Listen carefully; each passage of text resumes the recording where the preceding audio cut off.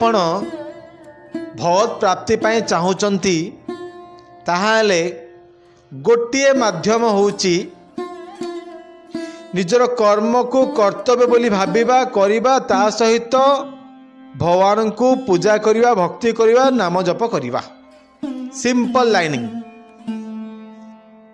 ଆପଣ ଆଜି ଯାହା ବି ଯେଉଁ ଜାଗାରେ ଅଛନ୍ତି, ଆପଣଙ୍କୁ ଏଠି କୁହାହେଉନି ଆପଣ ଛାଡ଼ିକି ପଳେଇ ଆସନ୍ତୁ, ଲଣ୍ଡା ହେଇଯାଆନ୍ତୁ, ଆଉ କୌପରି କ'ଣ ସେଟା କହୁଛି ଆମ କଷା ବସ୍ତ୍ର ଧାରଣ କରିକିରି ଆପଣ ଚିତା ଯୋଜନ କାଟିକିରି ପଳେଇ ଆସନ୍ତୁ, ଆପଣ କେବଳ ଆମର ସନାତନ ଧର୍ମ ପ୍ରଚାର ଆଉ ନହେଲେ ଭାଗବତ ଗୀତା ପ୍ରଚାର କରନ୍ତୁ ବୋଲି। ନା, କୁହାଯାଇନି, ଏଠି କୁହାଯାଇନି। ଏଠି କୁହାଯାଇଛି ଯେ ଯେହେତୁ ଆମେ ସମସ୍ତେ ସାଂସାରିକ, ତେଣୁକରି ଆମେ କ'ଣ ନା ଭଗବାନଙ୍କୁ ସବୁ ସଂସାର ରହିକି ଭଗବାନଙ୍କୁ ଭଜିବା ଦରକାର, ଜାଣିବା ଦରକାର।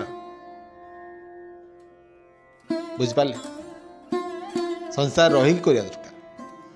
ନାଇଁ ନାଇଁ, ଏଇ ଜିନିଷ ଛାଡ଼ିଦେବା, ଆମେ ଆଉ ଗୋଟେ କ'ଣ ଭଗବାନଙ୍କୁ ଡାଇରେକ୍ଟ ପଳେଇବା, ଡାଇରେକ୍ଟ ସନ୍ନ୍ୟାସୀ ହେଇଯିବା। ନାହିଁ ଆଜ୍ଞା, ଦରକାର ନାହିଁ। କୁହାଯାଇଛି କ'ଣ? ସବୁ କର, ତା ସହିତ ମୋତେ ଜପ କର, ମୋତେ ଧ୍ୟାନ କର, ମୋତେ ଭକ୍ତି କର।